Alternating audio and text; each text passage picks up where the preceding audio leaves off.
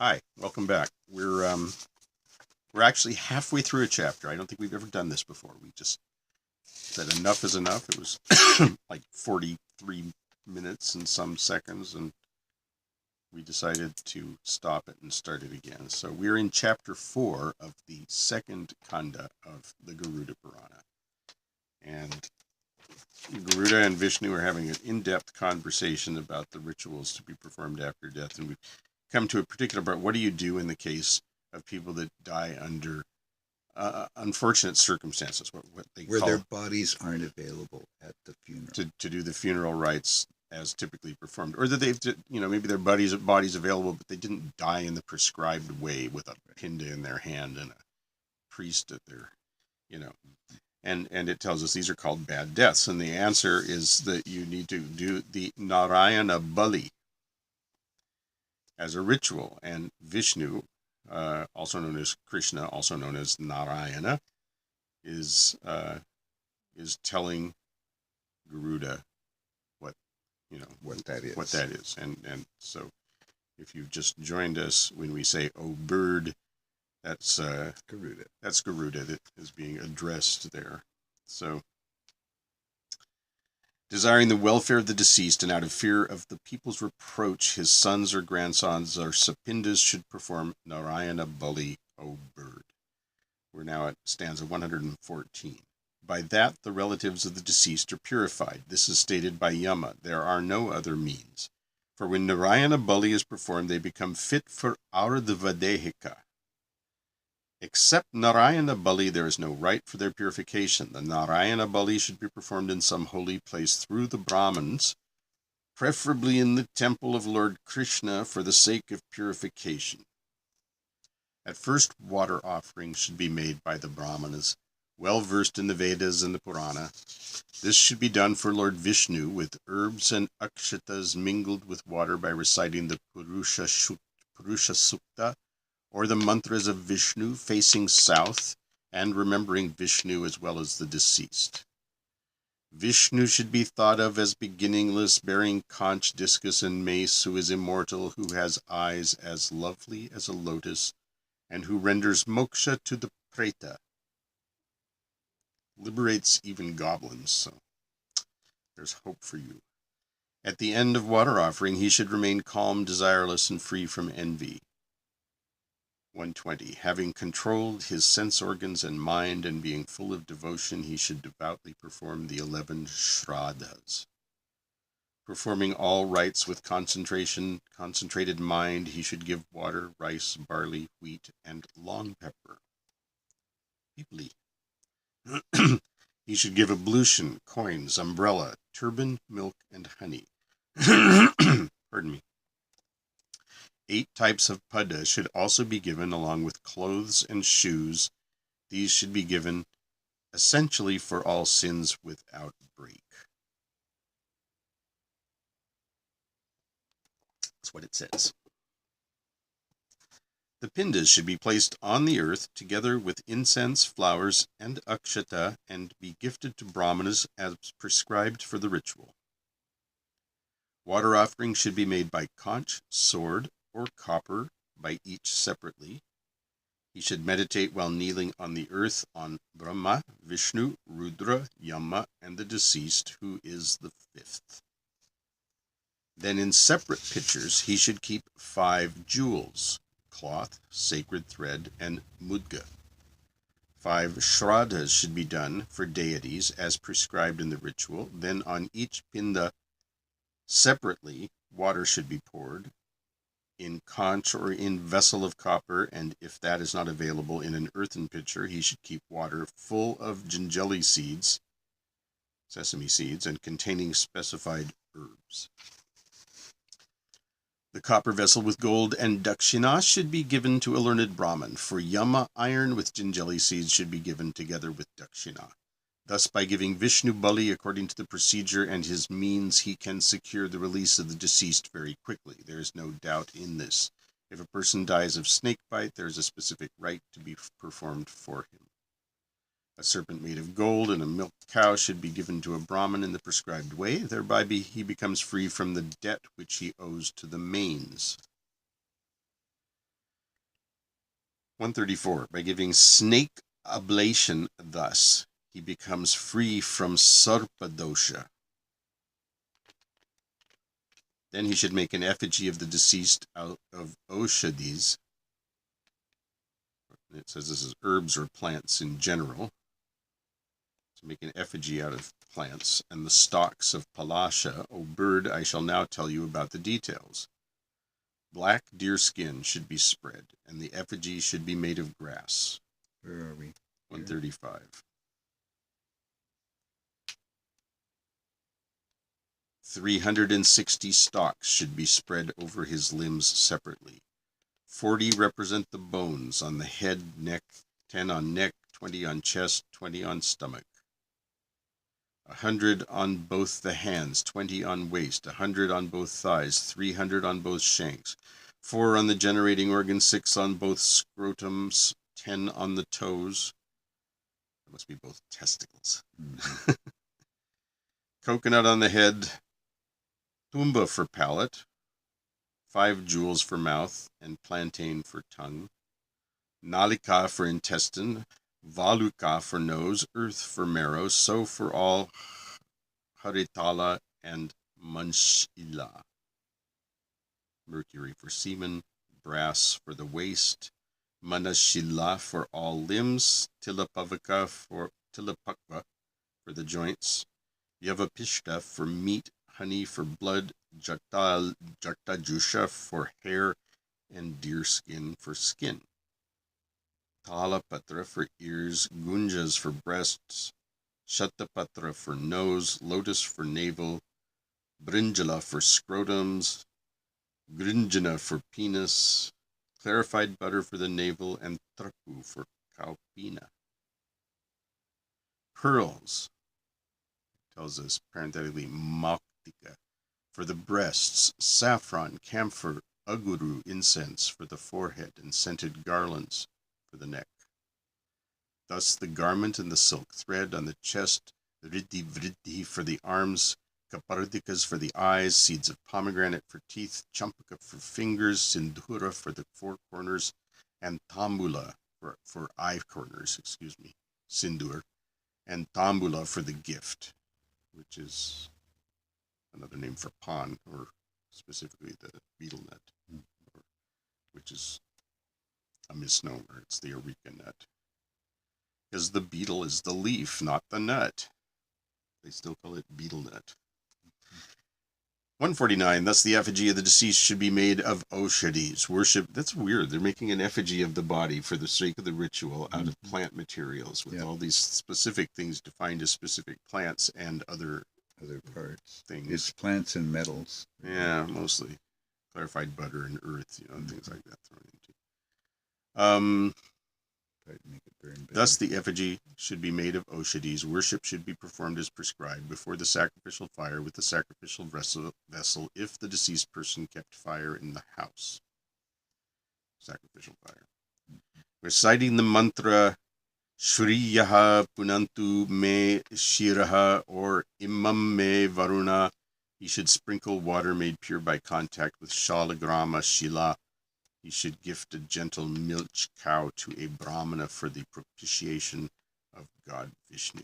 And it tells us in the footnote that the mantra there is from the Rig Veda, 125.19. 151. 152. They wrote it wrong there. They told us it's that, but it's not. Gingelly seeds, iron, gold, cotton, salt, 7 grains, earth, all these are called purificatory. Then a vessel full of gingelly seeds should be given, as also the gift of pada. A Vaishnava Shraddha should be performed for the release of the deceased from pretahood, goblinhood, or whatever this thing is, the preta. Thus, it's better just to call it a preta, I think, since we're not sure how to translate it. We get the general thrust. Thus, thinking about Vishnu in the heart, one can get the deceased released immediately from pretahood. It's great. It's like a guide to bureaucratic manipulation of the various, of the afterlife. How to get your relatives out of jail and into the system in some other, who you have to pay off and what you have to give them. Mm-hmm. It's a reflection of Indian society. Having made the effigy of or maybe any society, but not to be like that. Having made the effigy of the deceased in this way, he should burn the same in the prescribed way. As for the purification of the deceased, he should observe atonement. 3 krichras should be performed, or 6, or 12, or 15, for the sake of atonement, as prescribed by a Brahmin. If one cannot do so, one should donate a milch cow or gold. If he cannot do that, he should perform a sort of purification. That which is performed without purification does not stay. It is all destroyed in the air. You got to do the purification. After purification, the rite of Ardvadehika should be performed for the deceased. Ardvadehika. If a person performs obsequies without doing atonement consciously or unconsciously in favor of the deceased, he incurs sin. I shall now tell you how he can eliminate the sins of omission and commission. If one has set fire to the corpse, or taken bath in water, touched or carried the corpse, cut the ropes binding the corpse, or shed tears after cremation, or delivered funeral ovation, he is purified by tapta kritra. This kritra. Kritra has one vowel at the end, an A. That's not quite true. It has the vocalar R. As in Rig Veda, it's the R with the dot under it that is considered a vowel. Any one of those who carry the corpse or cremate the dead may do Katodika Kriya and perform Kritra Santapana. A little should be done if the cause be small, and much be done if the cause be big. So now, for a moment, I want to go back. Yeah. Because there was this... I was going to just give the footnote before we get too far. This, those who have been essentially polluted, that's the word I want, by contact of some sort with the dead should do this Katodika Kriya, and it says this is an offering of water for a funeral libation. That's all. I just want to go back because when they made the effigy, they made equivalents between certain plants or animals or minerals to specific things. And so I just wanted to point that out. And it goes through, let me see, it really starts, it's called the snake offering. Mm-hmm. And I think it was around 135 that it starts. And it goes through quite a ways. Yeah. Like, well, the snake, the serpent made of gold. Okay. By giving snake oblation. That's the previous. Then he should make an effigy of the deceased. That comes after the snake. Okay, so the effigy 35. starts at 135. 135, yeah. And it ends where?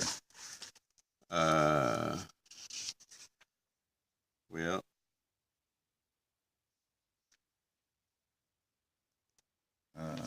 Burning effigy is at 154, so it wouldn't be beyond that. Yeah. Yeah, and then you do purificatory rites. So perhaps as if you had touched the dead body. Yeah, exactly. Because you have. Because magically you've made one. Yeah. Because you didn't have one. Right. So this is a poppet of sorts. It's a big poppet. It's a very big poppet. He's got a banana for his nose or something like that. No, that's a Shatapatra. It could be fairly large. Yeah. No bigger than a deer, because that's what you're making the skin of. He has tala leaves for ears. I was trying to find something, he's got... Give you some sense of lotus. scale. He's got a lotus for his navel, so that, and a lotus flower, it can be quite good-sized. Mm-hmm. Yeah, you can't see my hands. It's, like that. Not usually bigger than your head. All right. Shall we go on? Yeah. Yeah, I just wanted to clarify that. So.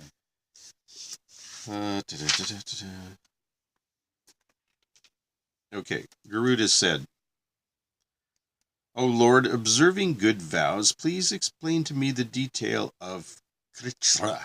Krishna, that word.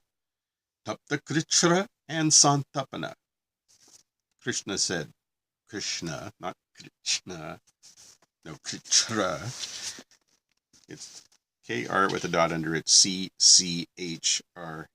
And ch is already, C is already ch. And when you put H after it, it adds an aspirate. So you've really got a double letter C-C-H.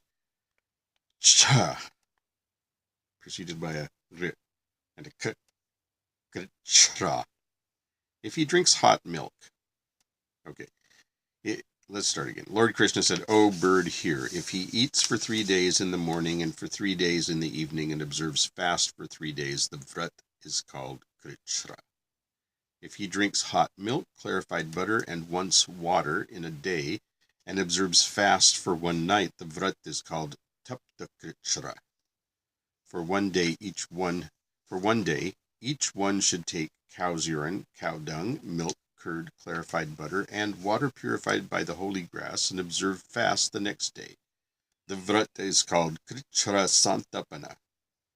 And this is just the 5 gifts of the cow and purified water. Urine, dung, milk, curd, clarified butter, and water.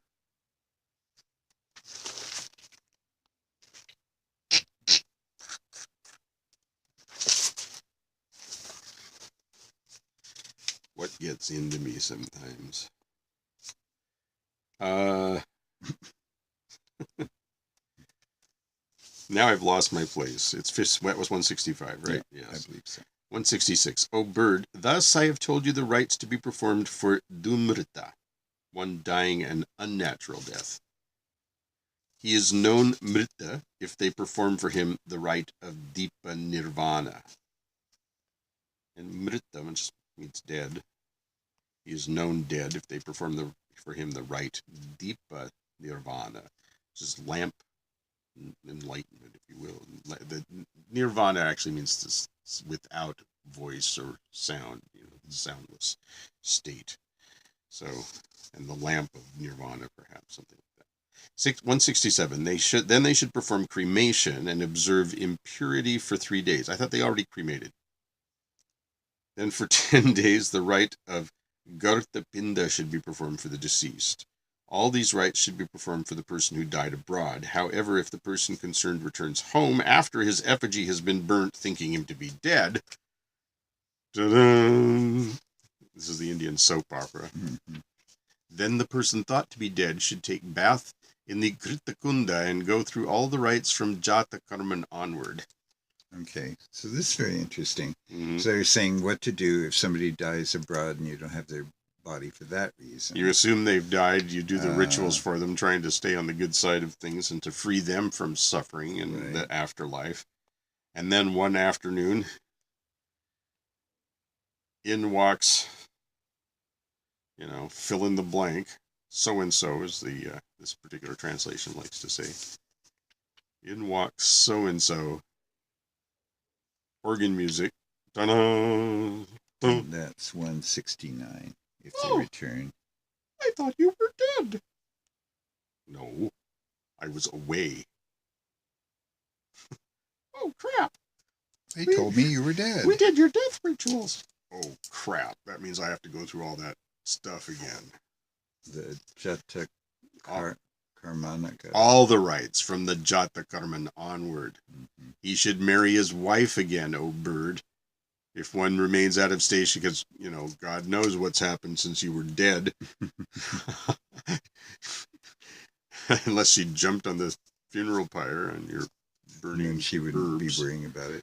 Yeah, they don't seem to be suggesting that's a good one for this particular case. Mm-hmm. He should marry his wife again, O bird. If one remains out of station for 15 or 12 years and his whereabouts remains unknown, his effigy should be burned.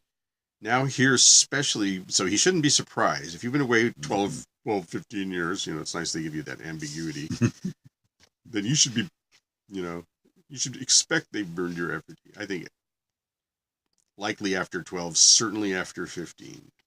Now here especially about the death of Rajasvala and Sutika. And that's a woman during her menses, Rajasvala, and a woman recently delivered, a lying-in woman.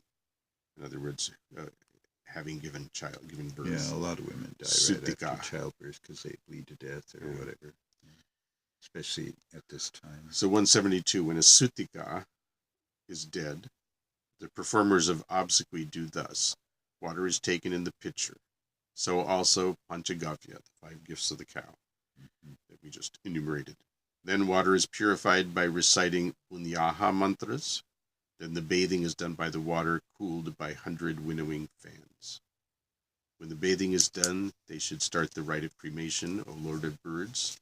The deceased Rajaswala, which is the woman dying during her menses, is bathed by Panchagavya, the 5 gifts of the cow. Her worn clothes are changed for the fresh ones, and the cremation is done as prescribed. Now here I shall tell you about the rites to be performed for those who die during the Panchaka. The 5 constellations from Dhanishta to Revati are always inauspicious. Cremation should not be done on those days. It is tortuous to all creatures. Water offerings should also be avoided, for it is inauspicious on these days. All rites should be performed after the Panchaka is over. If done otherwise, sons or close relatives are affected thereby. If one dies during these constellations and his cremation is performed during this period, his family suffers tremendously. Cremation is harmless during the period if the following injunctions are observed strictly. Brahmanas should perform sacrifice along with Ahuti mantras. Close to the place of corpse, 4 effigies made of grass should be raised and then thrown into the pyre while the Brahmanas recite the mantras of constellations. Then, after completing the days of impurity, the rite Shanti Pashtika should be performed by the sons of the deceased. It's a pacification ritual, Shanti Pashtika. For the deceased to obtain heaven, cow, gold, butter, and jinjali seeds should be gifted. To the Brahmanas should be given gifts to quell all obstacles. Food, shoes, umbrella, gold coin, and clothes should be given as gifts to get released from sin. Thus I have told you all about the rites for the deceased, how the dead goes to Yama's abode, and what are the post-death rites over a year for him. And that brings us to the end of chapter 4. A lot of this is hearkening back, if you've forgotten, to chapter 1, where he asks all these questions. He goes through them. And the answers are coming in the order we got them originally, I think. You think? Yeah. You could check that. Yeah, you could check that. But roughly, anyway, they're answering them in the order that he asked them. And he did ask them in groups like this, if you look back. Mm-hmm. So anyway, that may really just be the table of contents. Well, it's sort of the... kind of. the foreshadowing. Well, if you will. If this was a play, it would be the foreshadowing of what's coming later. It tells you, especially if you've been keyed in, that this is what's coming and this is the order it's coming in, and he really is going to answer all these questions because he's Vishnu and he can remember that he asked this string of crazy questions. And it's a long string of questions. He's got one of those eidetic memories. Yes, yeah. Thank you. Mm-hmm. Thank you, Big Bang Theory. Well, thanks for joining us with this long section, but it was interesting. I think that there certainly are some things to be critical of, especially in the sati section. But, well, glorification of sati is problematic. You don't have to be a feminist but anyway. But I think they're treating this as an act of devotion to your husband, but I think it's misplaced. That's all. Just I won't recommend that. We can be cultural relativists to a point, and then we go, nah, come on, let's not do this. That. This isn't good. It wouldn't matter what culture it was from, and I think we have to just sort of understand that women have a right to exist, and they're really valuable, and we shouldn't try to get rid of them like this. The lady's not for burning. That's right. And on that note, Bye.